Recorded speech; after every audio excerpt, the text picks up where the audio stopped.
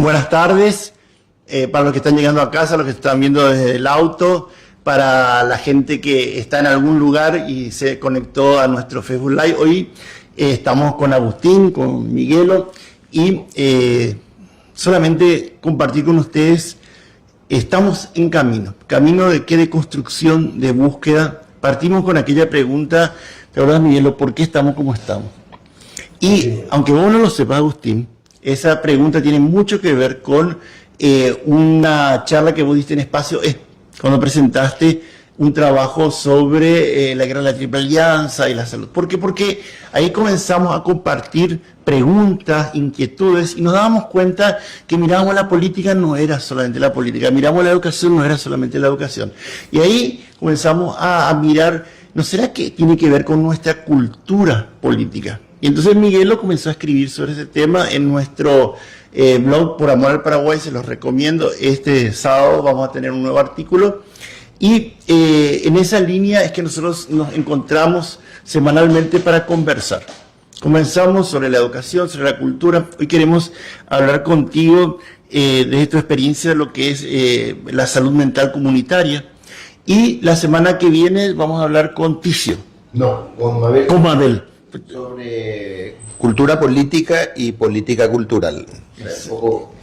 Y después vamos a hablar con Ticio, sí, sobre el 19, sobre el tema del arte, toda esa... No solamente el arte, vamos a hablar sobre la niñez, sobre la mujer, sobre la política, sobre los partidos, sobre todo. Genial. Y después nosotros queremos hacer una gran síntesis ya... tenemos un canal de YouTube, vamos subiendo todo esto, y también queremos hacer en nuestro blog, hacer como una síntesis, porque eso también hacerles acordar a todos, nosotros queremos conversar, pero detrás de todo lo que nosotros estamos construyendo juntos, reflexionando, preguntándonos, tiene que ver con muchas cosas que leemos, que conversamos, que hablamos, y en el blog van a aparecer en formato de artículos con la bibliografía. Entonces, invitarlos a que participen, a que pregunten, es una conversación abierta, vamos a ir construyendo esta conversación.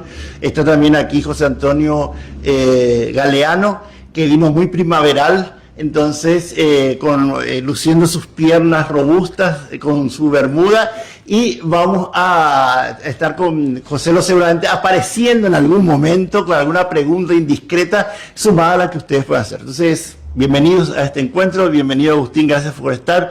Miguel, seguimos pensando y bueno, les dejo, me llevo mi silla. Ya le nombré a la ingeniera, no le nombré a la ingeniera, nuestra tecnóloga de primera línea, pero la otra vez la tecnóloga pasó a ser conferencista, o sea que también podemos repetir esa experiencia hoy. Bueno, muchas gracias y abierto a pensar juntos. Voy a pasar por frente a la cámara, me llevo mi silla. ¿Qué tal, Agustín? Curioso. Bueno, vos sabés que generalmente pues se acostumbra a presentarle a un invitado. Yo querría hacer al revés y preguntarte cómo querrías presentarte ante nuestros amigos y amigas que nos están siguiendo.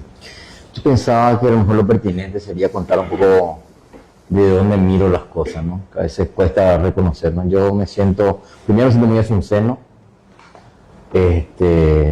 Segundo, me interesa mucho la política, pero la política pensada en lo micro, en lo cotidiano, en lo convivencial. Tengo una fuerte impronta de la antropología y vamos a hablar un poquito de eso.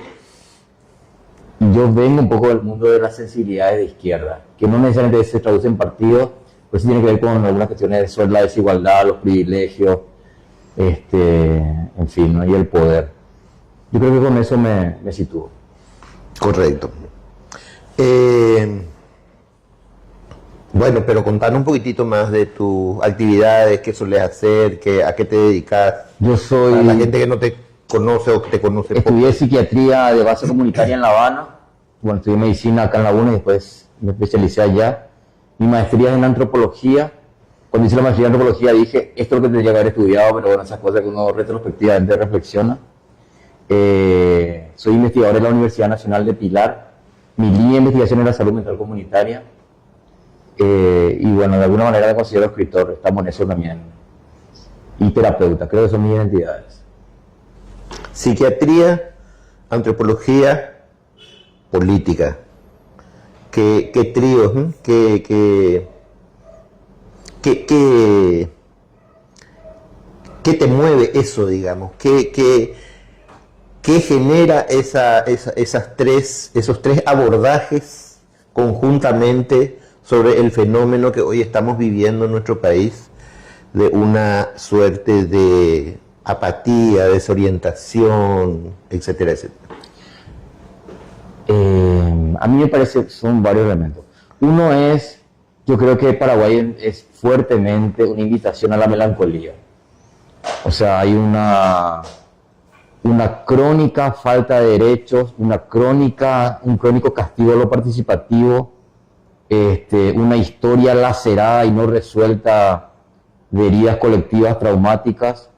Decía el otro día en una conversación con Radio Cáritas, por ejemplo, a los sectores humildes, juveniles de este país, el país mayoritariamente lo que ofrece es migrado matate. Entonces, así de crudo, y hay que poder, salud mental siempre pienso que tiene que ver con crudeza y valentía, ¿no? O sea, siempre cuento una anécdota que para mí es muy ilustrativa. Hace unos años, prepandemia, visité el Hospital Regional de Pedro Juan Caballero, el Servicio de Psiquiatría y Salud Mental, y conversando con una psicóloga y una psiquiatra de ahí, en un momento le pregunto, ¿y cómo ustedes trabajan el tema de la salud mental colectiva, Pedro Juanina, con el tema de los narcos acá? Respuesta, cri, cri, cri, cri. Y después de un rato una de ellas dijo, y sugerimos dieta liviana y ejercicios diarios. Esa es una foto de la salud mental paraguaya, ¿no? O sea, es la imposibilidad de salir al paso de las problemáticas que tenemos, la mudez y el remedio, ¿no? El remedio de te doy un psicofármaco y con eso pretendo obturar toda la problemática, o te pongo una etiqueta diagnóstica y caso resuelto, entre comillas, ¿no? O sea, mete miedo Paraguay. Entonces, mete miedo. Entre tristeza y miedo vamos bregando, ¿no? Sí, no es para reírse, pero me resultó tragicómico esa respuesta de... Es que angustia, es una risa angustiada. Yo creo que, ¿cómo no reírse cuando estas cosas uno no sabe cómo reaccionar? Te desencuadra. Exacto. La pregunta, Agustín, que me suscita lo que estás planteando es, ¿de dónde nos viene eso? Y te voy a mencionar, es profeso, un concepto con el cual estoy tratando de desentrañar algunas respuestas a esta problemática que estás señalando, ¿verdad? Que es el concepto de colonialidad. Entonces mi pregunta es doble, digamos. Por un lado, vos estás describiendo una situación y mi pregunta es, ¿de dónde nos viene eso? Porque eso, si bien puede tener un contexto mundial, universal, común, hoy más que nunca que en una cultura que está globalizada, digamos, tenemos nosotros elementos propios de nuestro proceso histórico. Entonces, mi pregunta es doble. ¿De dónde nos viene y de qué nos sirve o cómo viene a entrar, a integrarse ahí el concepto de la colonialidad? Para mí un poco la idea de colonialidad tiene que ver con lo que nos queda de imaginario eurocéntrico después de la salida de la corona española, ¿no? O sea, seguimos pensando sin corona, con corona, ¿no?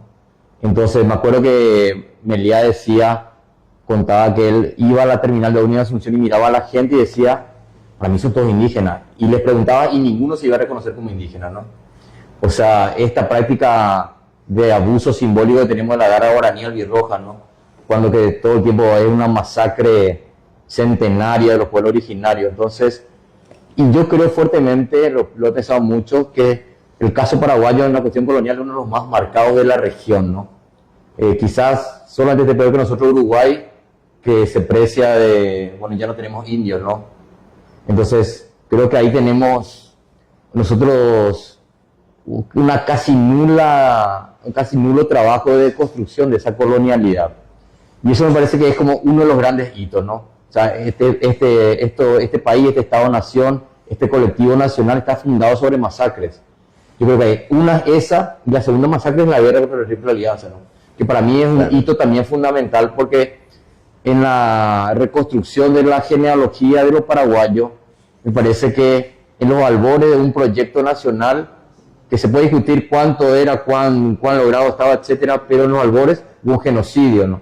Ese genocidio, que es una palabra que creo que usamos poco y sentimos menos, comparativamente, el segundo mayor genocidio de una guerra interestatal fue el genocidio fue la guerra Alemania nazi, Rusia soviética, ¿no? 22 millones de personas muertas, 10% de la población. Sí. Nosotros las cifras menores que tenemos es 45% de la población. Exactamente, mucho más alta. Eso, y después que el fenómeno de la colindancia, nosotros somos vecinos, no somos solo vecinos Argentina y Brasil. Brasil y Argentina están dentro de Paraguay profundamente, nosotros estamos dentro de Argentina y de Brasil también. Entonces, esa cuestión genocida no está trabajada, me parece, y ahí se funda una serie de repercusiones traumáticas en cómo sentimos, pensamos, nos identificamos, decidimos, elegimos, no elegimos, los grandes verbos de lo humano, ¿no? Me parece que es un tema que hipotetizo, el que contemporáneamente se ha hecho el mayor y inclusive mejor trabajo del Partido Colorado.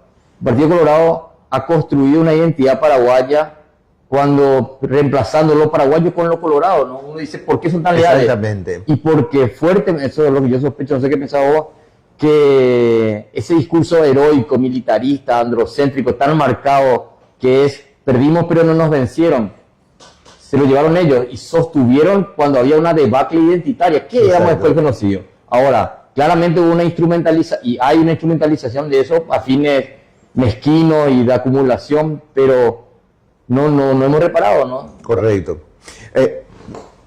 Genial, yo creo que avanzaste, inclusive conectaste, digamos, la época de la colonia o de la colonización o de la conquista y colonia, ¿verdad? Que entre paréntesis es una época en donde la población nativa, guaraní fundamentalmente, baja a una cuarta parte, las 3/4 partes son aniquiladas prácticamente. Me gustaría, antes de avanzar más en las épocas posteriores, en ese concepto de colonialidad, mencionaste algo así como el pensamiento eurocéntrico, la autoridad, el poder. ¿Cómo describirías hoy esa colonialidad en la mentalidad común de las personas que andan por la calle, los ciudadanos y ciudadanas comunes, digamos, lo que piensan sobre esos conceptos de poder, de autoridad, de ley, de obediencia, etcétera, etcétera? Hay un patrón de adecuación, hay un patrón de normalidad, hay un patrón fuertemente construido y muy difícil de... Yo me acuerdo las críticas a la sandalia de Lugo, de los dedos gordos de Lugo, ¿no? O sea, el escándalo que significó para un grupo de gente eso, ¿no? Entonces, yo creo que ese patrón nos ha construido una sociedad ferozmente antidiferencia, antidiversidad, ¿no? O sea, hay hasta la crueldad, ¿no? Entonces, pero creo que también, y eso es importante, yo no estoy en desacuerdo cuando a veces queremos usar categorías como cobardes, pusilánimes, alienados, vendecédula, etcétera, ¿no? Yo creo fuertemente que hay que poder leer desde una lectura más desde abajo, si cabe la expresión, ¿no? En el sentido de decir, la gente hace lo que puede en una sociedad filoesclavista como esta. O sea, vos le pedís a la gente que tenga dignidad ética, soberanía de decisiones, argumento, palabra pública, capacidad de organización. La gente está en supervivencia. O sea, de repente a veces creo que cuando miramos ciertas conductas, se nos elitiza la perspectiva en ese sentido, ¿no? Creo que en esta especie, yo siempre pienso que Paraguay es una sociedad libertofóbica, donde el clima de amenaza y horror es tan masivo que uno pierde una serie de sensibilidades. Hay un costo de lo sensible muy gigante, ¿no?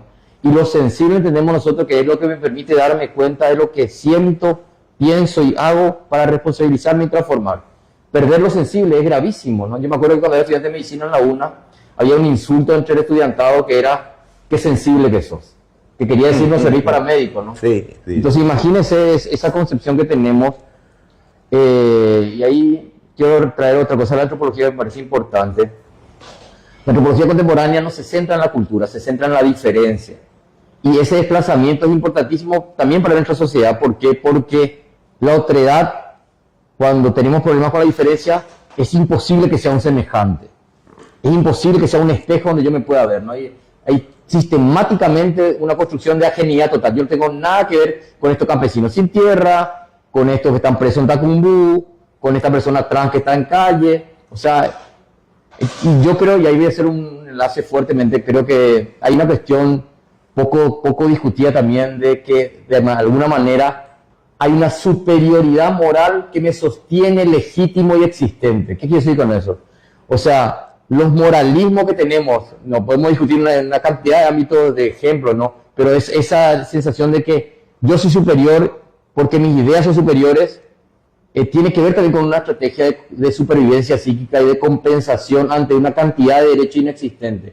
Lo que me queda es ser más bueno que vos, ser mejor que vos. Y entonces, eso también tenemos que pensarlo, no solamente, insisto, como alienación, sino la gente hace lo que puede para sobrevivir materialmente y psíquicamente. En esa supervivencia, o en ese clima de supervivencia, o estado crónico de supervivencia, tenemos el discurso de la corrupción, y sobre todo la corrupción identificada como algo que le pertenece a los políticos, no la corrupción como una ausencia de normativa o en todo caso como una normativa que no se comprende del todo, que no pertenece a al mundo de lo jurídico moderno, digamos, ¿verdad? ¿Cuál sería tu reflexión en ese sentido de la relación entre la supervivencia, la corrupción, la legalidad, etcétera, etcétera? Yo siento que a veces la corrupción es una palabra muy insuficiente para nombrar la complejidad que pretende nombrar. Creo que fuertemente, como decimos, ¿no? A veces hay como un horizonte de completud donde todo es eso. Nosotros decimos corrupción, pero la gente dice, bueno, es la oportunidad, la posibilidad, aprovechar, etcétera. Primero que es como una cosa completa, ¿no? Envolvente. Casi que no hay por fuera. Segundo, me parece que también hay que poder discutir también. A mí me gusta mucho esta definición de lo político, ¿no? Lo político en tanto producir lo sensible para construir lo común. O sea, ¿cómo se construye lo común, no? ¿Cómo yo me enlazo con el otro? ¿Qué alimenta la idea de lo colectivo, de que el otro es mi semejante porque se me asemeja, etcétera, ¿no? O sea, lo político no es, en ese sentido, los partidos políticos o los grupos políticos o movimientos o propuestas electorales, ¿verdad? Creo que es un concepto diferente, mucho más amplio. Diferente y que intenta dialogar con el concepto tradicional que tenemos, ¿no? Pero decía, ¿no? Imagínense cómo nutrimos de sensibilidad los vínculos cotidianos, ¿no? Para mí, yo suelo pensar inclusive, pero hay un ejemplo para que vean lo distante que es de cierta concepción quizás de política electoral, de juego conspiraticio, en fin, que a mí me parece legítimo, no estoy diciendo en contra, pero digo abrir el abanico, ¿no? Yo uso mucho esa metáfora en el sentido del pensamiento, ¿no? A mí me parece que para este posicionamiento de lo político, la mayor inspiración viene de dos frutos, de dos orígenes. Uno, los bebés. ¿Los? Bebés. Y dos, las mascotas, sobre todo los perros, ¿no? ¿Por qué? Porque son los reservorios de ternura que tenemos validados colectivamente todavía, ¿no? O sea, si acá pasa un gato en este lugar, vamos a decir, chulina al gatito. O si alguien viene con un bebé, vamos a decir, chulina al bebé. La chulinización de los vínculos para mí tiene fuertemente que ver con algo que conmueva, que me saque de la indiferencia, del embrutecimiento, del individualismo, ¿no? Entonces, yo recuerdo siempre una experiencia canadiense que se llama Raíces de Empatía, ¿no? Ellos trabajaban bullying con estudiantes de menos de 10 años en Canadá y tenían una secuencia metodológica que era foto de bebé, video de bebé, muñeco bebé y docente bebés. Una de las técnicas que usaban era, se sentaban en el suelo, la infancia, en círculo, y recibían un bebé, y tenían que pasarse el bebé sin que llore uno con otro, ¿no? Entonces, creo que en ese sentido, para mí es un poco la referencia que uso para esto que voy a decir, de cómo salir de cierto atolladero, ¿no? Me acuerdo que decía un amigo venezolano comunista, me decía que él aprendió el comunismo no de Marx y Engels inicialmente, sino de su abuela.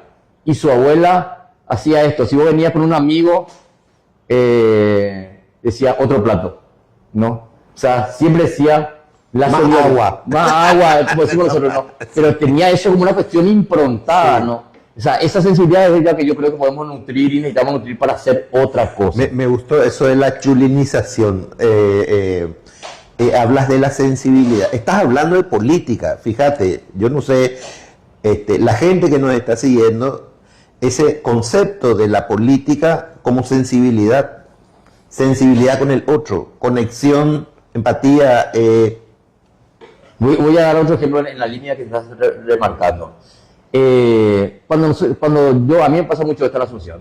Cuando yo miro ciertas reacciones, como por ejemplo conflictividad en el tránsito, pienso uso de drogas químicas, pienso vivencia de partido político, de religión, de partido de fútbol, de equipo de fútbol, yo digo, siento que eso está improntado por dos cuestiones, ¿no? Uno es por mucha tristeza acumulada, que era lo que decíamos al principio, ¿no? Entonces, la tristeza es ¿Tristeza o bronca es eso? No, podemos listar varias cosas, pero quiero marcar la presencia de tristeza en este sentido, ¿no? Sí. Porque me parece que el núcleo es melancólico. ¿Por qué? Porque tenemos muchos duelos no trabajados, ¿no? Entonces, la expresión puede ser bronca, somatización, argelería, etcétera. O sea, se manifiesta de múltiples formas. Decía nomás que, por ejemplo, nos cuesta muchísimo tramitar la diferencia, ¿no? Escalamos súper fácilmente, ¿no? Pasamos al insulto, a la descalificación, a la agresión física, ¿no? Pero yo creo que el abordaje... Cuando todos nos equivocamos, además, al manejar algún error cometemos y recibimos una puteada de Padre y damos una puteada de Padre y Señor nuestro también, digamos. Esa por fuera belicosidad para mí tiene núcleos muy tristes, ¿no? Entonces, y en la otra expresión, estoy dando ejemplo de lo sensible, de otra mirada distinta. Si yo puedo verle al otro que maneja como un tipo tan triste como yo, que está haciendo su vida en tanta carencia de derechos encimados, etcétera, quizás pueda verlo de otra manera. O, por ejemplo, también la forma de vivir la alegría, ¿no? O sea, yo siempre digo que el nombre del carnaval asunceno es la albirroja, ¿no? Porque la albirroja es la expresión más brutal de lo festivo, más colectiva, más masificada, pero hay un plus que tenemos, que es la desesperación por la alegría, ¿no? Tenemos tanta melancolía acumulada que cuando aparece Alfaro y se ve este equipo y nos pasa lo que nos pasa, que sabemos, la vivencia es, se nos va la vida en esto. Entonces me parece nomás que estas posibilidades de resignificar la mirada que tenemos sobre lo político puede abrirnos el espectro de diálogo con lo que pasa y de capacidad de propuesta que pueda ser más inteligible para la gente, ¿no? Porque si no, a veces nos quedamos en una especie de estereotipia, ¿no? Como una forma ya prefijada de, bueno, hay que hacer esto, hay que sonreír de tal manera, hay que hacer un eslogan, hay que hacer el programa de campaña, pero la sensibilidad no está en la agenda. Pero te das cuenta de que hablamos de otra cosa muy diferente a la que usualmente entendemos por acción política, digamos, ¿verdad? Que es un líder, primero, tiene que ser un líder, porque siempre buscamos el líder, a ver quién es el candidato, quién es el que va a dirigir, a quién nos vamos a referenciar, ¿verdad? Que también creo que es un valor que tiene que ver con la colonialidad, de alguna manera. Pero además es qué nos va a solucionar, qué nos va a dar. Algo nos va a dar. Alguien nos va a solucionar lo que nosotros estamos sufriendo, ¿verdad? Es como depositar afuera la incapacidad o la impotencia que tenemos para resolver nosotros un problema. Quería relacionar con algo que dijiste, eso creo que sería súper interesante comentarlo un poco, ¿verdad? Y referirnos después, hablaste de la melancolía y los duelos.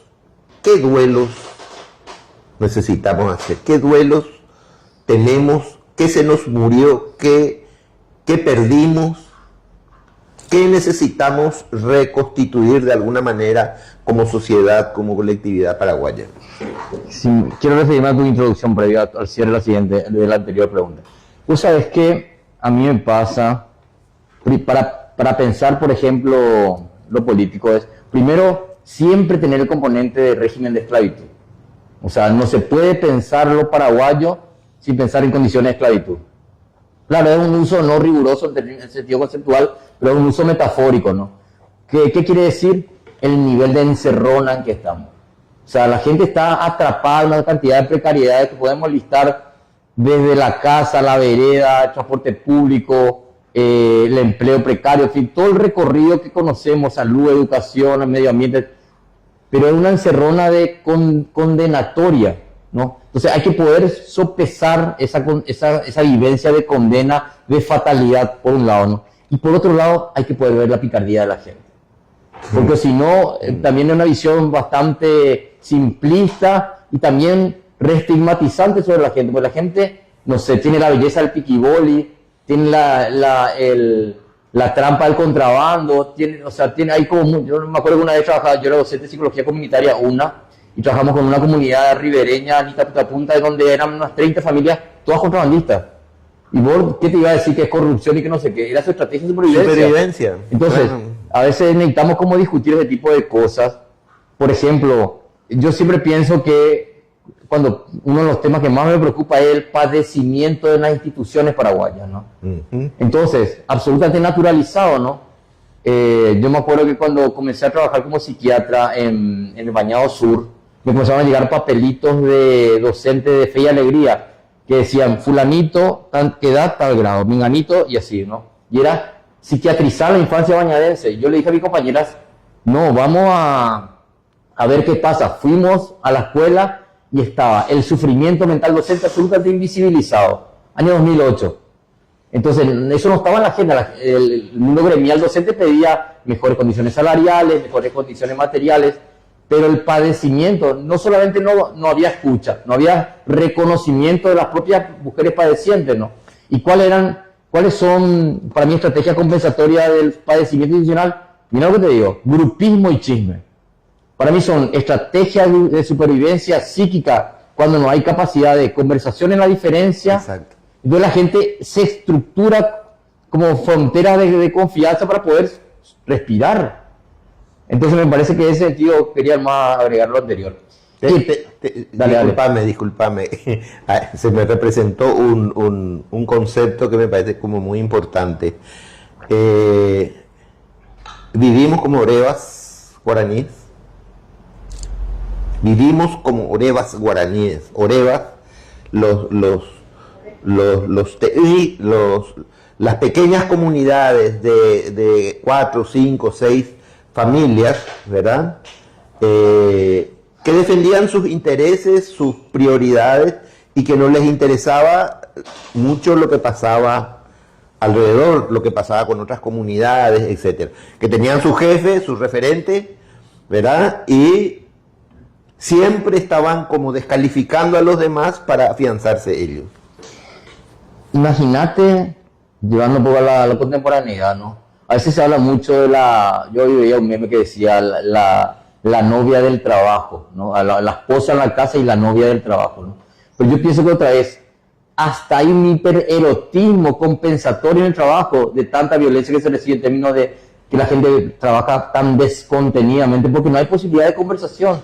O sea, cuando uno dice, yo me acuerdo que, por ejemplo, hicimos una investigación en Humaitá sobre, después de una crisis suicida en Humaitá, en Ñembucú, 5 estudiantes de primero de la media intentaron suicidarse. 2 se mataron, año 2020. Hicimos un proceso de conversaciones entre adolescentes, estudiantes sobrevivientes y sus familiares y docentes. Preguntamos cuáles son los espacios de participación adolescente que hay en Humaitá, que había confirmación y escuela de fútbol. Y yo le dije, pero ahí los adolescentes deciden, no deciden nada. Entonces, claro, cuando está tan amputada la participación, la gente hace lo que puede. Eso me parece muy... Quería remarcarlo, ¿no? Yendo al tema de los duelos. Exclusión. Es decir, la palabra exclusión en el tema colonialidad es como muy fuerte, digamos. Sí. Sí, yo lo pienso mucho, por ejemplo, en Asunción, en esta trilogía. Sicarios, Chespi y Motochorro. Son identidades muertas, ¿no? ¿Qué quiere decir identidades muertas? Y son personas que viven sin vitalidad. Sus vidas no importan, ¿no? Agamben habla de nuda vida como el concepto de personas que no importan aunque estén vivas, que son inexistentes, Sí, sí. están invisibilizadas. Entonces, la única narrativa que existe es la narrativa del miedo. Yo, cuando vi lo de Ceausescu, de la propuesta electoral de Peña, dije, no es Peña, es nuestra sociedad que construye de manera inexistente cierta identidad. O sea, solamente con esa naturalización colectiva alguien podía hacer una propuesta electoral con ese nivel de violencia y de cinismo, ¿no? O sea, es también parte del colectivo, ¿no? Que es ocultar, además, no es solucionar, es ocultar. No, claro, ahí hay un tema con el... Ahora estamos cerrando una investigación sobre manodurismo en Paraguay, que son los discursos represivos ante la llamada inseguridad. Entonces, eso, básicamente las líneas de mano dura sistemáticamente se niegan al ejercicio reflexivo. No son interlocutivas. Claro. Bajan una significación y bajan un hacer que impide la diferencia en la conversación, ¿no? Disculpame que te interrumpa una vez más. Latinobarómetro, cuando hace su análisis sobre el tema justamente del autoritarismo en Paraguay, que entre paréntesis estamos a la cabeza en materia de autoritarismo en Paraguay, ¿verdad? En el informe del último Latinobarómetro del año pasado, 2024. Cuando hace ese informe, se me representa aquello de los paraguayos, y dirían algunos, y las paraguayas necesitamos mano dura, no andamos sin mano dura. Okay.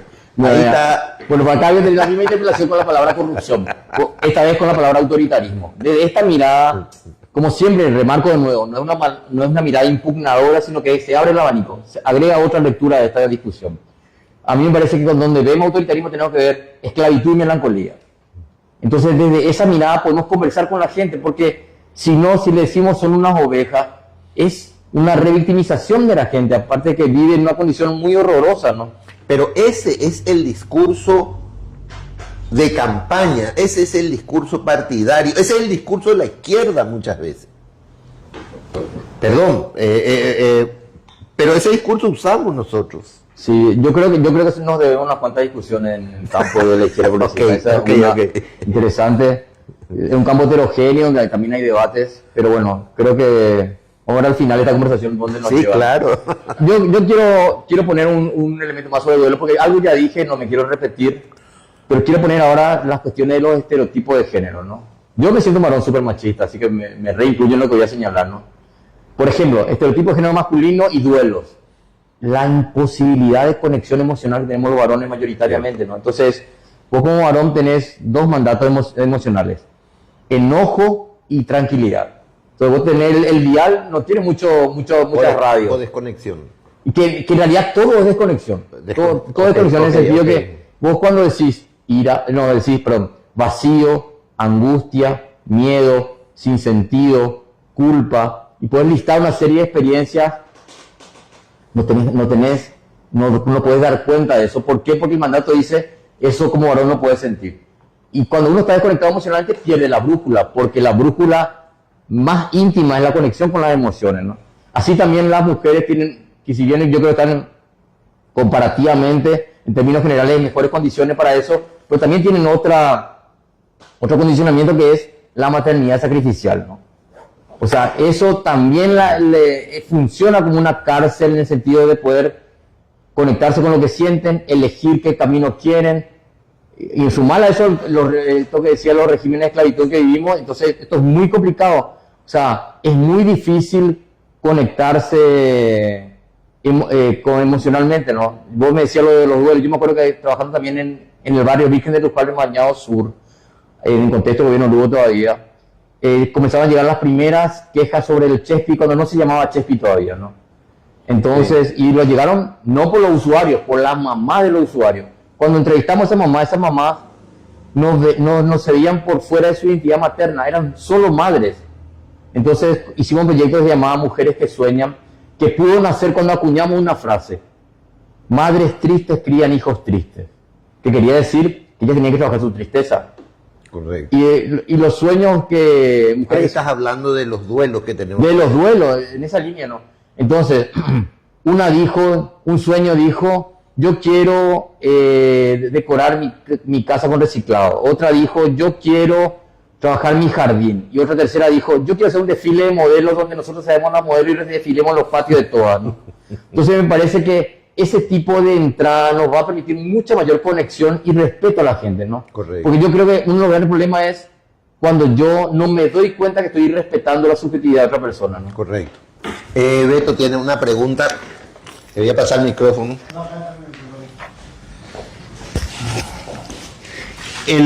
Nosotros a lo largo de todas estas semanas intentamos siempre construir y entender todo esto como parte de lo que llamamos cultura política. Entonces, a partir de lo que vos estás planteando, Agustín, estamos hablando, hiciste esa diferenciación entre tenés que comprender el tema del esclavo y tenés que comprender el tema de la melancolía. Y ahí vemos la intervención política que muchas veces reclamamos o le ponemos en las personas, son alienados, no piensan, etcétera, pero realmente vos pusiste, no, la persona está haciendo lo que puede en ese contexto, está como sobreviviendo. Entonces, o le hablamos o le proponemos cosas que no están en el universo de comprensión de la gente, que están en otra cosa. Claro, entonces eso fue recapitulando un poco lo que yo anoté de lo que ustedes están discutiendo, pero ahora quiero hacer, mi pregunta es concreta, es la siguiente.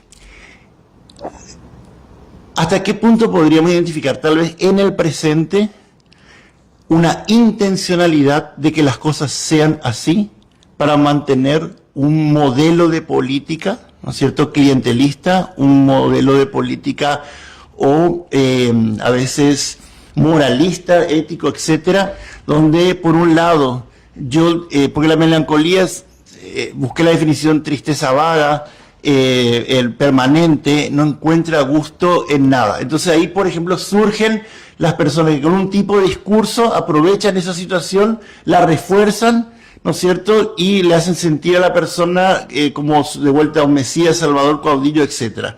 Entonces, de vuelta, escuchándolo a los dos, mi pregunta es, ¿hasta qué punto esto puede ser una construcción cultural a partir de las creencias, las vivencias y compañía? ¿Y hasta qué punto es algo intencionalmente generado para mantener un modelo o una estructura política? Esa es mi pregunta. O sea, es que hay para mí fuertemente se juega en campos de lo moral una batalla muy fuerte, ¿no? Ante un agotamiento de la legitimidad de la hegemonía mayormente colorada, ¿a qué relatos, a qué ámbitos apelan, ¿no?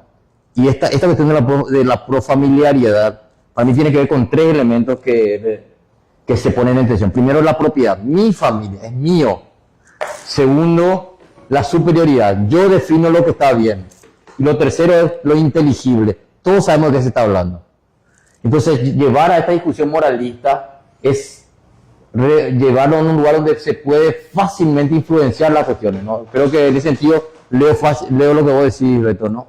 Lo otro más importante es un concepto de Baruch Spinoza que a mí me es muy importante. Spinoza fue un filósofo de Países Bajos que el tipo decía, el poder son instituciones que buscan entristecernos para controlarnos. Eso es Paraguay. O sea, nosotros seremos mediterráneos de mar, pero somos rodeados de melancolía por todas partes, ¿no? Entonces, esa navegación es muy dolorosa, ¿no? Otra cosa que quería decir era, no sé quién de ustedes lo dijo, yo me acuerdo, yo acababa de volver de La Habana después de terminar psiquiatría, y llegué, y ni siquiera creo que al mes, fui a la Plaza Italia a una actividad, a una acción que era contra el gobierno recién electo de Duarte Frutos, que en ese momento estaba tomando posesión, ¿no? Y me acuerdo que yo entré a la plaza y lo primero que dije, che, somos los mismos. Yo estaba 4 años casi fuera del país, ¿no? Y segundo, llevé el volante a mi mamá, y le dije, mami, te voy a leer, no al neoliberalismo, no, o sea, le leí 8 reivindicaciones, ni una entendió. Yo decía, y eso también lo entiendo por otro lado para seguir complejizando, porque a veces creo que la persecución a la izquierda, a las izquierdas, todo lo que significa ser izquierda, fue y es tan horrorosa que uno también se cierra, ¿no? Porque demasiadas cosas duelen, ¿no? Yo me acuerdo que la primera vez que entré al Partido Comunista, ahí el local sobre Brasil, yo era estudiante de medicina de años intermedios, Y entré al salón principal y sentí, esto es un cementerio. Sí. Y después dije, claro, si Paraguay no te permite enterrar nada, ¿qué duelo cerrado tenemos, no? O sea, si vos te duele lo colectivo, te duele la desigualdad, este país te plus masacra. Correcto. Perdón, ¿alguna pregunta? No. Quiero... Tengo un comentario. Ok. ¿Me permitís? Gracias. Muchas veces ese duelo en nuestra sociedad, en nuestra comunidad también se manifiesta como, digamos, una violencia. ¿Sí? Por ejemplo, vivimos eso cuando el marzo paraguayo, vivimos la previa al marzo paraguayo, la previa al intento del cartismo de, ¿cómo es?, de hacer la reforma constitucional para meter la reelección. Vivimos eso en la previa. ¿Y cómo se manifiesta eso? Para mí tiene 3 síntomas fundamentales, tomando un poco lo que decías, el amor a las mascotas y lo demás, y lo que hablaban del tránsito. Tiene 3 síntomas que se dan. 1, el tema del abandono de los animales. Empiezan a haber animales abandonados. 2, el tema de la violencia en el tránsito, que sube de una manera significativa. Y 3, es el tema del volumen de la música. En los barrios. En los barrios, a la tarde, Sí. a la noche, Sí, los domingos. en los domingos.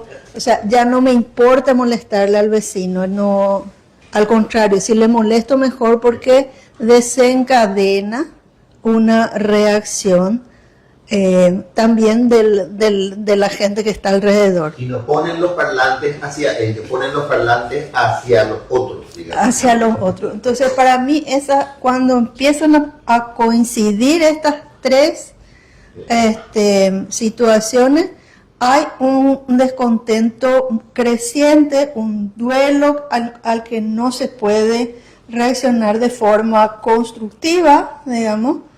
Entonces se reacciona con violencia. Correcto. ¿Me permitís brevemente un pequeñísimo resumen o una pequeñísima síntesis? Cuando estuvimos dándole vueltas a todo este concepto de la colonialidad y diferentes aspectos, en primer lugar hablamos de una estrategia, porque dijiste muy claramente, es un esquema que busca, es un patrón de poder, un patrón de dominio que busca algo, ¿verdad? Busca someter, hablaste de esclavitud, es violento, ¿verdad? Que es el otro aspecto que también está resaltando un poco Rocío. Es excluyente, es hacer desaparecer la diferencia, y es deshumanizante, es convertir al individuo o convertir a las personas, voy a usar mejor ese concepto de personas, en seres que no articulan nada y se desarticulan entre sí y están desarticuladas internamente también, digamos, de su propio pensamiento, de su propia sensibilidad, de su propio sentido de vida, digamos, de su propio... del sentido de su propia vida, digamos, está desconectada, ¿verdad? Es decir, para resumir un poco también y darle matiz a ese concepto de colonialidad. Gracias por la sistematización. Me encanta, me encanta. Me encanta que alguien asuma esa realidad. Yo suelo asumirla, entonces yo cuando alguien lo hace y lo hace también, me encanta. Quiero tomar esto que decía Rocío, ¿no? Para mí el principal psicofármaco de uso en Paraguay es el alcohol. O sea, no es el clonazepam, no es fluoxetina, es... Sí, el alcohol y la harina son nuestros 2 psicofármacos centrales que usamos para atenuar la angustia. Quiero abundar más sobre el tema del duelo, ¿no? Lo otro es, imagínense que como sensibilidad de izquierda compartimos, hay un lema que es ni olvido ni perdón. O sea, eso es dolor puro. ¿Cómo se contiene el dolor? ¿Cómo se acompaña el dolor? Eso Yo me acuerdo, para mí, Aticio decía el otro día que una de las experiencias de duelo más interesantes que tenemos es la del licuado Bolaños, los movimientos del licuado Bolaños, ¿no? Cristian Olmedo, un compañero del licuado, decía que las primeras reuniones que tenían ellos eran solo para llorar. Llegaban, lloraban colectivamente y se iban, ¿no? Entonces, y lo que han hecho, yo creo que habría que abundar para nuestro proyecto nacional emancipador ese trabajo de los duelos, ¿no? Yo creo que ahí hay otra cosa interesante. ¿Puedes hablar un poquitito desde tu experiencia también del tema de los duelos? Es decir, para que la gente que nos sigue también pueda tener una idea más concreta de... En teoría del duelo, un poco tiene que ver con una pérdida significativa no saldada emocionalmente. O sea, el concepto de pérdida es fundamental, pero al lado de eso tiene que ser una pérdida importante. Y para que, como estamos hablando de duelos inconclusos, si bien yo soy partidario de que los duelos no se concluyen en totalidad, pero esto es la herida abierta eterna, ¿no? Entonces, se discute mucho qué es lo reparatorio para que un duelo pueda, como de alguna manera, no capturar la emocionalidad y el hacer de la persona, ¿no? Estamos diciendo elementos sueltos que habría que articularlo quizás más pulcramente, pero creo que es complicado. Por ejemplo, ¿cuáles son los valores que están como propugnándose? El narcoexitismo, ¿no? O sea, el modelo de éxito social es esa cosa ostentatoria, cruda y avasalladora. El otro valor que creo que está haciendo fuertemente así es el sálvese quien pueda. Obviamente, si las instituciones no tramitan casi nada, están superadas por todos lados prácticamente. A mí, por ejemplo, me da muchísimo miedo pensar la medellinización de los bañados de Asunción, ¿no? O sea, ¿por qué? Porque el crimen organizado ¿qué va haciendo en términos subjetivos locales? Va rompiendo y disciplinando las redes de solidaridad vecinales, de amistad y de parentesco. Entonces, ese tipo de cuestiones me parece que son tan masivas y uno es como ver la tormenta venir en el horizonte, ¿no? El sicariato. Lo que decíamos, el motochorrismo, el chespiritismo, ¿no? Son emergentes, pero en este caso es todo el territorio, ¿no? En fin, todo esto es para detenerse más. Lo otro que me parece interesante, un poco quería retomar lo que dijiste nomás, ¿no? Para mí también hay que resignificar la lectura sobre lo que llamamos polución sonora. Entre tanto, los baffles, los lugares bailables y los roncadores, para mí, tienen fuerte que ver también como emergente leyó de lo melancólico no consciente, ¿no? Alguna vez, por ejemplo, en otra investigación en Pilar, estábamos conversando con adolescentes futbolistas de Ñembucú que se concentraban en Pilar para entrenarse, ¿no? Entonces migraban de su comunidad rural y se quedaban en Pilar y ahí entrenaban en fútbol, ¿no? Y uno de ellos le pregunté, ¿qué es lo que más te molestaba del pueblo donde vivías? Y me dijo, el silencio. Pero para mí, y esto ya es interpretativo, no era solamente el silencio de la comunidad, era el silencio que le silenciaba a él, ¿no? Entonces, si nosotros leemos que ese roncador, que esa camioneta con baffles, ¿no? Tiene que ver con que no encontramos vías de expresión, no tenemos permiso de conexión emocional, no tenemos permiso para pedir ayuda tampoco, ¿no? Entonces, vamos a hacer ruido entonces. Vamos a hacer ruido, un guarará que me tape el vacío que tengo, la desconexión que tengo, lo acumulado que es, lo nada que soy, lo nada que soy me siento. y lo prohibido que tengo de pedir ayuda y de mostrar esa fragilidad, ¿no? Es un poco el laberinto. Un comentario que hace Amado Rivas dice, es la enajenación existencial. Enajenación existencial. Gracias por el aporte. Sí. Gracias, Amado. Sí. Correcto. O con lo que llamamos alienación.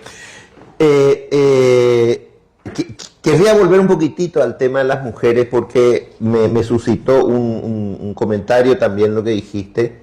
Vos sabés que no hace mucho tiempo trasladaron del Buen Pastor a todas las presas, todas las mujeres a emboscada, que es un penal que no está preparado para las mujeres.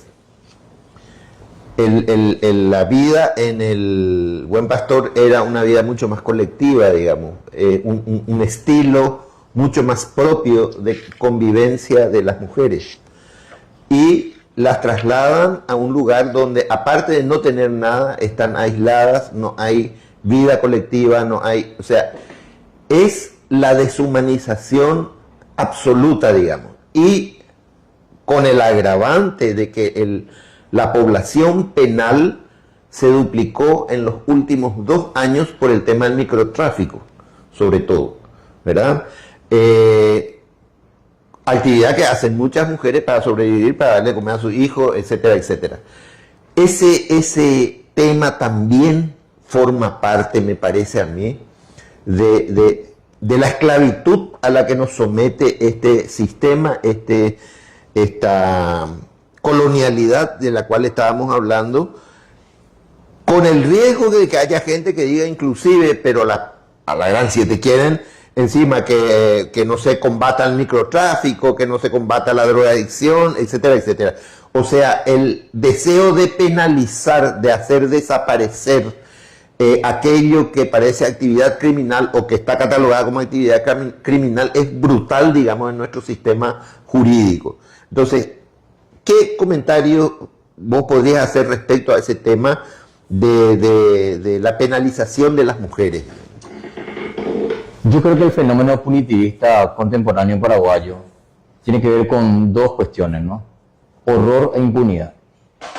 O sea, horror, ¿qué quiere decir? Lo que nos asusta, lo que nos amenaza y sobre todo la imposibilidad de pensar eso, ¿no? O sea, es un miedo que opera correteante y multiplicado por diferentes cuestiones, y por otro lado, que las reglas de juego no funcionan, o funcionan plutocráticamente, ¿no? El que tiene plata puede comprar reglas de juego, el que no la paga todo el tiempo. Entonces, en ese contexto es muy complicado. Yo trabajé como psiquiatra unos años en Zona Sur, Fernando de la Mora, en un contexto villero, y se generó un grupo de mujeres que se llamó Las Chismosas, que sus nietos e hijos estaban judicializados por robo y uso de drogas ilegalizadas, ¿no? Solo para dar un rasgo de ese contexto, una persona que visitó el grupo le preguntó, ¿para qué sirve esto? Y una dijo, para no suicidarnos. Imagínense en qué estado estaba la cuestión, ¿no? Yo me acuerdo, por cierto, doy un dato más, que ellas me enseñaron un concepto que a mí me improntó, que es el concepto de fiestear. Fiestear era poner música, reírse, hablar una encima de la otra, bailar, cuando enfrentaban situaciones que sabían que no podían cambiar, situaciones graves. Entonces, una de las chismosas que entró al grupo por estas razones, que decía, tenía un hijo muy complicado con todo el sistema de robo y uso de droga ilegalizada, después fue microtraficante y después estuvo presa, ¿no? O sea, pero hay que poder ver la trayectoria y las posibilidades de supervivencia que tiene la gente, ¿no? Eso es un elemento. Y lo otro que creo que tiene que ver también fuertemente es la persecución a la dimensión grupal humana, ¿no? No solamente ya lo que tenemos como, no sé, persecución estronista, la agrupación, donde las leyes estronistas represivas, que no te podías juntar, en fin, sino creo que nosotros, por ejemplo, yo me acuerdo que cuando comenzamos a trabajar con los equipos de atención primaria de salud en el contexto del Ministerio de Salud de Esperanza Martínez, una de las cosas que discutimos al poco tiempo de trabajar en territorio era, ¿y cuándo los equipos de salud de la familia tienen tiempo para pensar sus vínculos, sus conflictos grupales, sus roles, ¿verdad? Porque el grupo que no puede pensar su trama vincular y su conflictividad vincular se tranca porque somatiza, porque expulsa, porque se vuelve autoritario, porque sabotea, etcétera, ¿no? Porque convive con el dolor permanente y la carencia permanente. Una avalancha de desigualdad histórica y contemporánea que tiene que tramitar, en fin. Pero digo nomás, sobre todo este tema, que también parece un tema de salud mental comunitaria y colectiva, ¿no? No tenemos herramientas para tramitar lo grupal, más que la buena voluntad de la gente, pero las instituciones son antigrupalistas, ¿no? Porque les amenaza lo grupal. ¿Por qué? Me decía la otra vez una persona médica, una señora, que aumentó muchísimo el nivel de suicidios entre los médicos. Claro. Es una cifra bastante extendida. Me acuerdo que una vez yo leí una investigación en un país nórdico de Europa que estudiaba comparativamente conducta suicida entre diferentes grupos profesionales. Y decía, el grupo médico se caracterizó porque intentaba menos, pero se mataba más. La gente dijo, bueno, son médicos, saben matar, saben matarse. Pero el estudio dijo que no, era porque los médicos no saben pedir ayuda. Nosotros en ese sentido somos una sociedad masivamente decepcionada y traumatizada para pedir ayuda. Sí. Yo siempre pienso que hay como 3 modelos que disputamos la salud mental en Paraguay. El primero, que me parece que es el mayoritario, es el modelo sobreviviente, que es, yo te digo, ¿cómo estás? Yo te digo, y me respondes, cuñaí, maricón, porque te asustás cuando yo te invito a la conexión emocional. Pero eso no es solamente una cuestión a una coraza autoritaria. Es la crónica experiencia de abandono y sin derecho, donde fragilizarte es morirte, te lleva al raudal. Claro. No puedes darte ese lujo es privativo. No puedes ablandarte. No puede ablandarte. La otra mirada de salud mental es la mirada profesionalista que tuvo un auge en el contexto de la pandemia por COVID-19, ¿no? Ahí se vio la angustia, se vio el encierro, se vio una serie de cuestiones y se avaló la mirada de diagnósticos, de consultas profesionales, de medicación psicofarmacológica.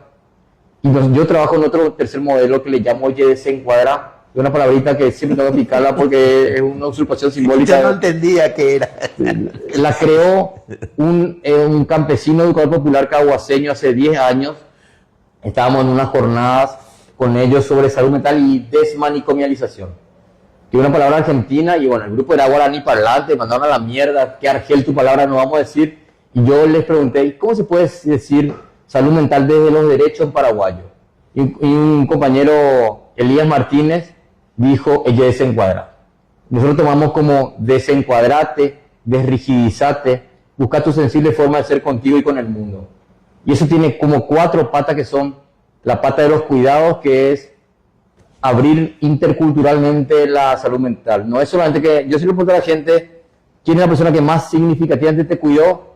Rarísima gente me va a decir mi psiquiatra. Van a decir mi mamá, mi hija, mi abuela, mis vecinas, mi equipo de pádel, mi gato. Entonces, la idea no es en esta perspectiva que haya un psiquiatra cada 2 cuadras. Es potenciar los lazos de cuidado que la gente ya cotidianamente gestiona, ¿verdad? La otra pata de desencuadrada es la idea de libertad, entendida como yo no soy libre si vos no sos libre. Que es una construcción enlazante, vinculante, no competitiva, como muchas veces se habla de la libertad, ¿no? Nosotros usamos habitualmente tu libertad termina donde empieza la mía, ¿no? Que es mucho más rivalizante, ¿no? Yo creo fuertemente que el rol histórico convencional, contractual. Claro, que enmarca y separa y enfrenta, ¿no? Sí. Decía que la psiquiatría, como en su rol fuertemente histórico, ha sido de policía de la normalidad, ¿no? Ha vigilado la frontera cordura-locura. Entonces la libertad es un problema, porque la tarea es de disciplinamiento, ¿no? Mayoritariamente, ¿no? Con excepciones. La tercera pata es la idea de diversidad psíquica, ¿no? Yo siempre repito una frase de un antipsiquiatra estadounidense, Thomas Sachs, que decía que para la psiquiatría la normalidad es como una hilera de repollos, quietos, callados, iguales, ¿no? Entonces asusta la diferencia, ¿no? A mí me gusta mucho esta relación entre cordura y locura, que es, necesitamos la cordura para cuidarnos. La cordura es la que me cuida para mirar izquierda derecha antes de cruzar una avenida, pero si soy demasiado cuerdo, me captura el miedo y la desconfianza y me pongo normópata, que es un término de una psicoanalista neozelandesa, Joy McDougall, que dice que las personas normópatas, 1, no saben decir no saben decir basta; 2, no saben cuándo están en crisis, y si saben no se permiten pedir ayuda; y 3, siempre parecen culturalmente adecuadas. Por otro lado, decimos, necesitamos la locura para 3 verbos sublimemente humanos, que son cambiar, crear y arriesgar. Pero si soy demasiado loco, me muero porque no me cuido nada. Es una mirada un poco de la relación cordura-locura. Vuelvo al libro de desencuadrar, le decía, cuidados, diversidad psíquica, libertad, y la cuarta cuestión es la idea de lo comunitario, ¿no? Que para mí es fundamental, entendido no como lo vecinal, sino como vínculos en los cuales vos me importás y yo te importo, ¿no? Entonces, es esa tarea de revinculación, de que volvamos a tener como más importancia, me parece que es una tarea política fundamental. Te dejo una pregunta y le voy a pasar a Beto el micrófono. Perdimos nuestra dimensión comunitaria en Paraguay hoy para después.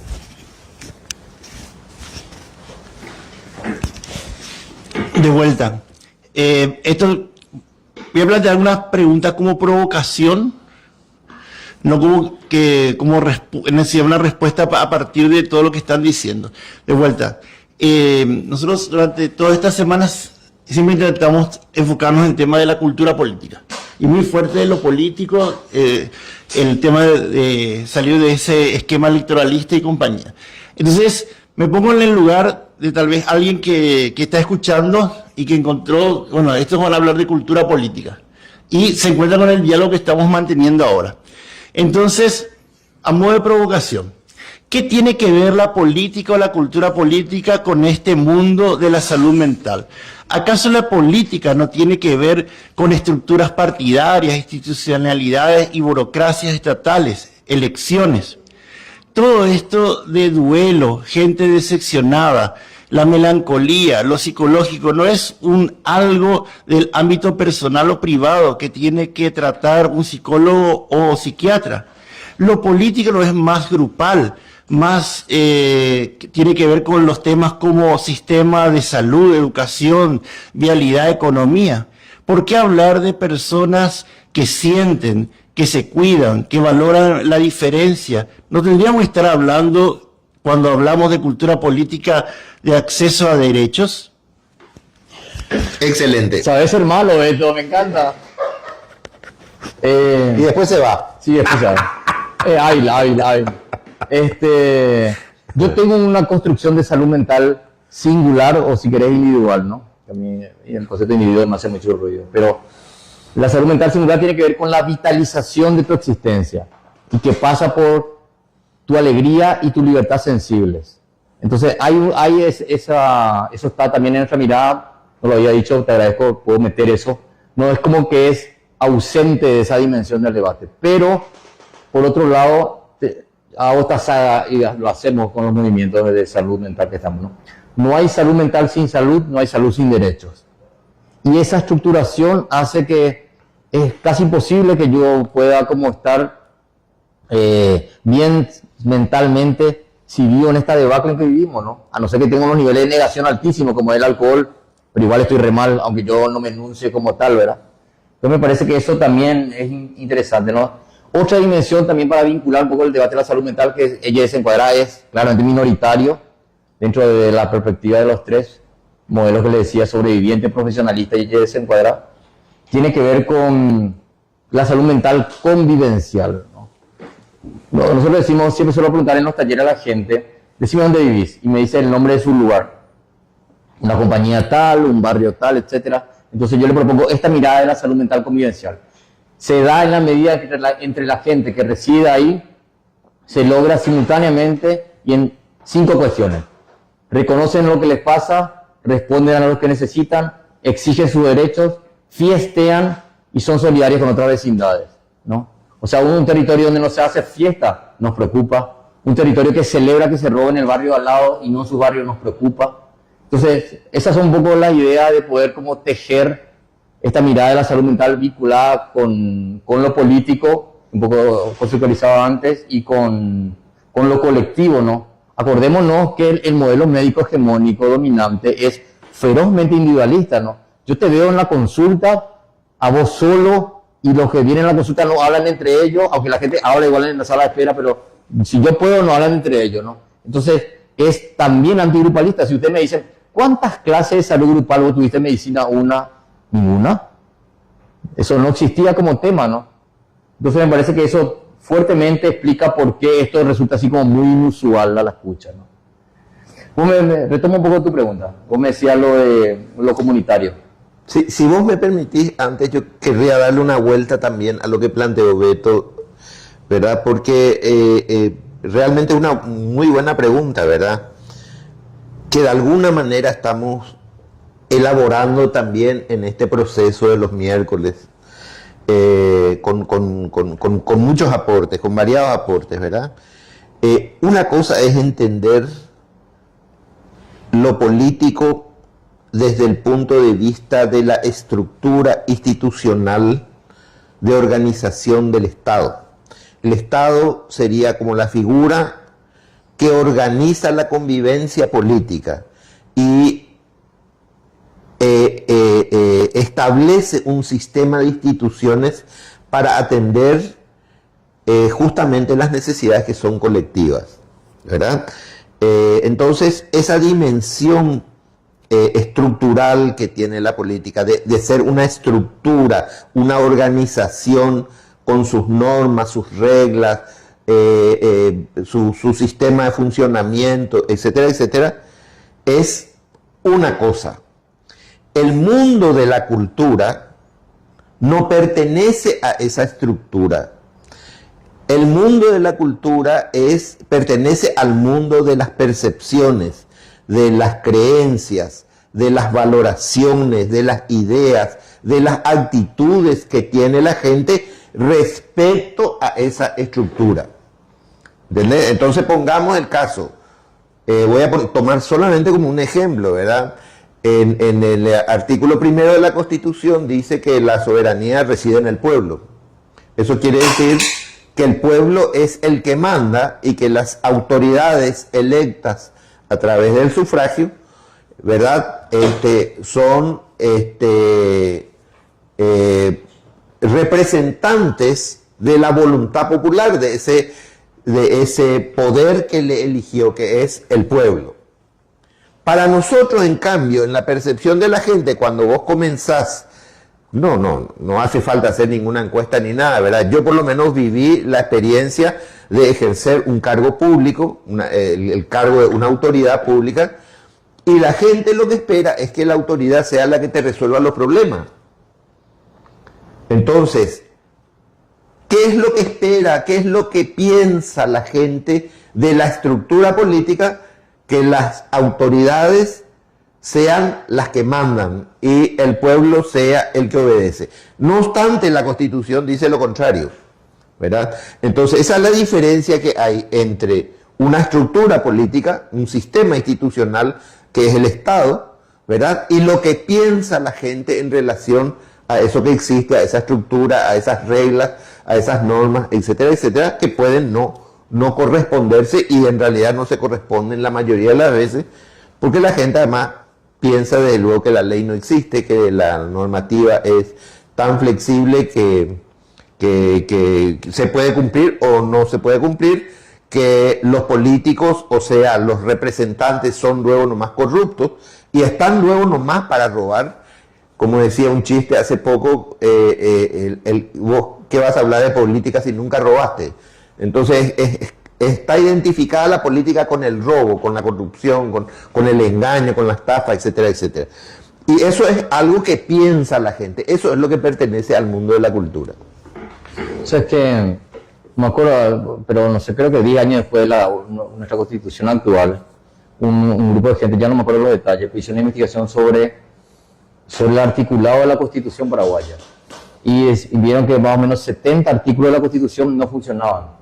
Entonces decíamos, no hay república, entonces no hay Estado de Derecho. Me parece que no es demasiado fuerte esa vivencia, por eso yo uso la metáfora fuerte de esclavitud, ¿no? O sea, pero es consecuencia de la colonialidad. Acordate hay una historicidad, seguro. Y claro. Quiero tomar otra cosa que apunta un poco a tu pregunta, Beto, ¿no? Yo, de manera muy esquemática, separo el mundo sanitario en dos grandes ámbitos. El ámbito hospitalario, que está centrado en las lógicas institucionales de los hospitales, los consultorios, los quirófanos, etcétera, y el ámbito comunitario, que está centrado en otro contexto, ¿no? Ambos importantísimos, ¿no? O sea, necesitamos hacer dialogar ambos ámbitos, ¿no? Siempre pienso, para comenzar los contrastes, que el ámbito, la base del mundo hospitalario es la higiene. No porque nosotros no haya en el ámbito comunitario también, pero uno llega y probablemente lo primero que mira en un espacio, una institución sanitaria es si está limpio, ¿no? El equivalente de la salud comunitaria es la participación. Miren el giro de lo que es estructura un espacio y otro, ¿no? Yo estudié en La Habana psiquiatría de atención primaria de salud, psiquiatría de APS, ¿no? Que fue un poco lo que se estructuró con los equipos de salud de la familia, ¿no? Un equipo de salud APS pone en valor lo colectivo, lo cotidiano, lo territorial y los derechos, ¿no? Entonces, cuando uno mira cómo están los equipos de salud de la familia hoy, obviamente no es universal, pero en gran medida, cansados, sin espacio de participación, sin espacio de formación casi, sin las agentes comunitarias, sin hacer sus visitas regulares domiciliarias, porque los programas bajan de manera tiránica, atropellando la lógica de obedecer. Yo creo que esos equipos permanecen solamente porque la gente ya entendió que ese es un derecho, ¿no? Pero si no, hace rato ya lo hubieran borrado. Entonces, la mirada de la salud, que es fuertemente, incluso en el mundo profesional también, es fuertemente anticomunitaria, ¿no? Se considera una especie de plebeyaje, usando plebeyo en términos peyorativos. Claro. Y los derechos, es decir, la convicción de los derechos pertenece a la cultura. No obstante, no se cumplan, ¿verdad? Aunque estén instituidos en una constitución. Yo me acuerdo que había un profesor de psiquiatría que cuando vos introducías en una discusión variables sociales, económicas, etcétera, decía, vos sos sociatra. Sociatra. Entonces era descalificada todo lo que no sea la dimensión biológica o bioquímica, más restrictivo todavía, ya era como perseguido y era burlado, ¿no? E individualista. Fuertemente. Bueno. Vamos al tema comunitario que creo que quedó ahí pendiente. Sí. Perdimos... Una pausita. Sí, cómo no. Selva Luz. Hola, siempre es un placer escuchar a Agustín y su manera de abordar la psiquiatría desde una manera humanitaria. Selva Luz de Buenos Aires. Saludos, Selva Luz. Gracias, Selva Luz. Claro, yo lo pensaba poco que es lo importante ante la destrucción progresiva de los lazos comunitarios. Vos me decías hace rato cómo está eso. Yo decía, no, yo creo que no está perdido, ¿no?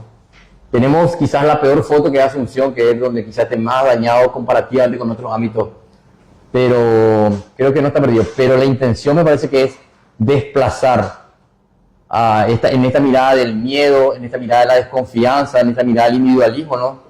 Por ejemplo, yo trabajé mucho tiempo como psiquiatra en banquitos de Plaza de Asunción, ¿no? Salir al espacio público como psiquiatra y hacer clínica psiquiátrica en bancos de Plaza de Asunción, el componente quizás central, reivindicatorio, era que el espacio público no es tanto para trotar, es sobre todo para conocernos entre personas diferentes y aprender a convivir en la diferencia, ¿no? Ese sentido político del espacio público apuntaba un poco a que el espacio público estaba capturado por la inseguridad, el relato de la inseguridad y la shoppingización del espacio público, ¿no? O sea, no es plaza, es shopping.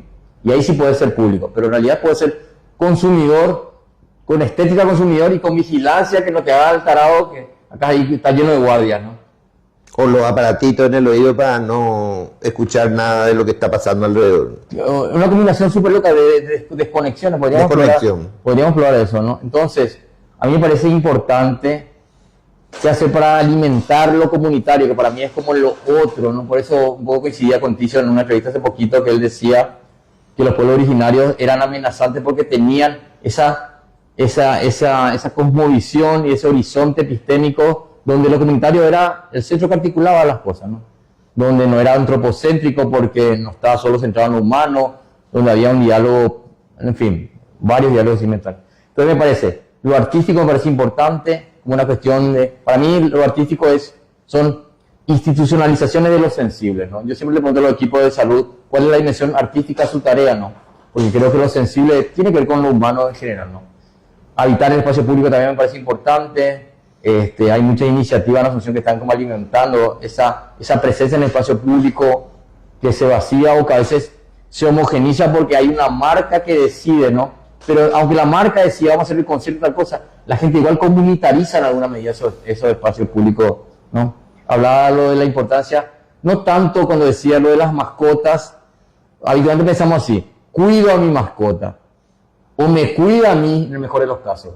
Pero nosotros decimos, ¿cómo reaprender la ternura a partir de docentes caninos para usarla en la relación entre humanos? También me parece que puede ser una cuestión importante. También me parece muy valiosa la cuestión carnavalesca, ¿no? Porque yo creo que hay sabiduría de lo carnavalesco. Para mí lo carnavalesco es lo contrario al manicomio, es lo otro del manicomio. Si el manicomio es la vigilancia de la frontera, cordura, locura, el manicomio es la celebración de la diferencia. El carnaval. El carnaval, perdón, es la celebración de la diferencia, es la potencia de lo festivo, es desborde. Es la valoración, la afirmación de la rebeldía, la capacidad de decir que no. Que vimos, entre paréntesis, vimos muy claramente en las manifestaciones de No King en Estados Unidos últimamente, ¿verdad? Por ejemplo. Las millones de personas celebrando de la manera más loca, digamos, su reivindicación de no queremos más monarcas, ¿verdad? Claro, que tiene fuertemente que... Yo, por ejemplo, le doy carácter carnavalesco a la celebración del Bicentenario. También. Entonces había una festividad, una proximidad. Que duró poco. Que duró poquísimo, pero existe. O sea, Eso también es interesante, ¿no? A mí siempre decíamos que lo participativo en los sectores populares urbanos tiene un carácter de subterraneidad, porque desaparece y reaparece. Porque no lo veas no es que no existe, ¿no? Y eso también creo que tiene que ver con lo carnavalesco. Ok. A ver, un comentario. Sí, ¿cómo no? Amado Rivas, el modelo de gestión comunitaria del abastecimiento que sobrevivió y fue contradictorio en el contexto de dictadura. El modelo en contexto post-dictadura, con el advenimiento de la democracia, se encuentran cooptadas por el modelo clientelar, olvidándose de la dimensión servicio público comunitario. De cara a las inversiones públicas versus servicio público, transporte de pasajeros, por ejemplo.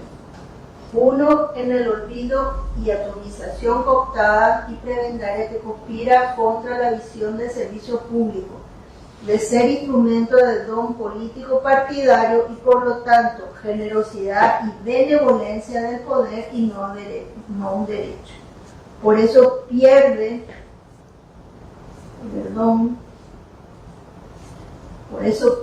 fuerza colectiva de reivindicación al Estado en igualdad de condiciones en el acceso a los subsidios, al igual que las empresas de transporte privado prestando servicios públicos. Y prosigue, la gestión comunitaria del agua irrumpe y permea la cultura política partidaria, rompiendo los valores de reciprocidad, solidaridad, honestidad, rendición de cuentas. Sí. Claro. Correcto. Nosotros, gracias por el aporte. Ojo, no romantizamos lo comunitario. Lo comunitario también tiene una dimensión conflictiva. Yo me acuerdo que una vez, por ejemplo, iba a iniciar el proceso de acompañamiento a alguien en contexto de psiquiatría placera y le propuse vernos en una plaza a un joven, ¿no? Y me dijo, en esa plaza no. Y era raro porque le quedaba cerca. El único criterio que la gente me cambiaba la plaza era porque le quedaba lejos. Pero este chico, yo me drogo en esa plaza. O sea, también lo territorial tiene mucho que ver también con, no está exento de conflictividades, ¿no? Quería agregar eso también y agregar esta frase tan bañadense que es tu vecino es tu familia. O sea, a ese nivel es la ruptura de los lazos de cercanía, ¿no? Yo creo fuertemente, me acuerdo que el lema de APS cuando comenzó en el contexto del gobierno Lugo era cerca de la gente. Que muchas cosas se decía con eso, ¿no? Me parece que es como una cuestión ético-política central de un poco de lo que estuvimos hablando.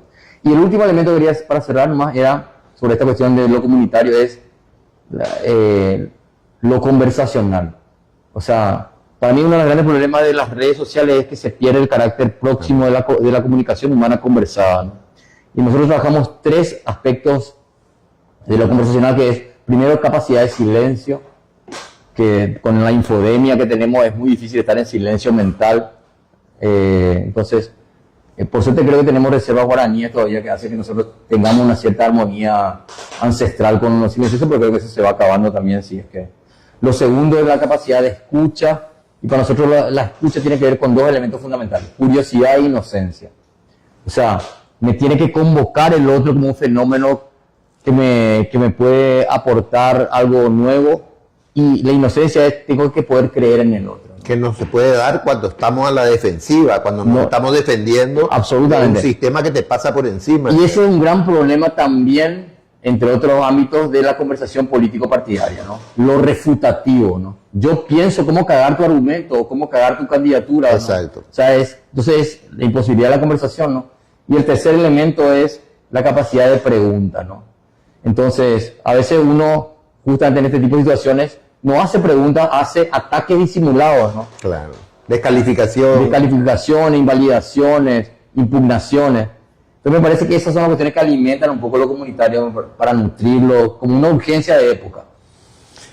Bueno, dimos una vuelta a toda carrera de una cantidad enorme de temas y cuestiones bastante complejas, algunas muy profundas. Me parece que seguramente en otra oportunidad vamos a seguir profundizando. Adelante.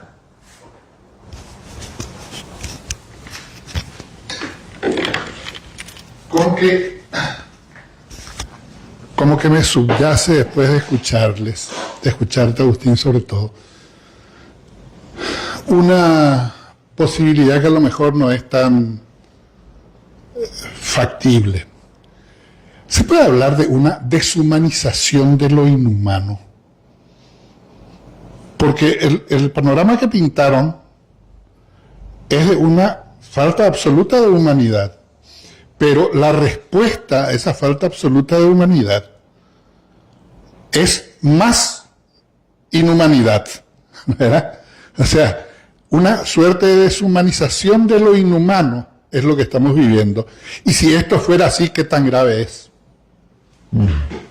Ahorita ese dato que un antropólogo de Argentina decía que después de lo de Gaza ya no quería ser humano. Yo creo que Sí, cierto. por ejemplo, ¿no? Me parece, Renegaba de la condición humana. exacto. A mí me parece que, como esta abuela de este amigo venezolano comunista que le decía que siempre hacía un plato más, yo creo que hay reservas, ¿no? Creo que el nivel de avasallamiento no hemos, como solemos decir con el cambio climático, ya es irreversible. Yo creo que todavía es reversible, ¿no? En ese sentido. Pero me parece que hoy, si bien tuvimos una conversación drone, porque miramos de arriba una cantidad de cuestiones que merecen aterrizajes sutiles, ¿verdad? Sí. Pero me parece que, me acuerdo que Alfredo Mofá, que es un maestro argentino mío, decía, soy un pesimista esperanzado, ¿no? El sostener la atención de la pregunta, y algo que decía Engelberto Jiménez, que era un historiador del arte de hace muchos años, él decía, él estudiaba el Mishimimi, ¿no? Quizás en la capacidad de detectar la belleza de lo chiquito podamos generar propuestas colectivas significativas de otro orden, ¿no? Correcto. Y reconocer que a lo mejor no tenemos respuesta, porque en realidad estamos buscando también, digamos, ¿verdad? A través de este tipo de encuentros, de diálogos y de propuestas, estamos buscando, digamos, respuestas, sin ninguna duda.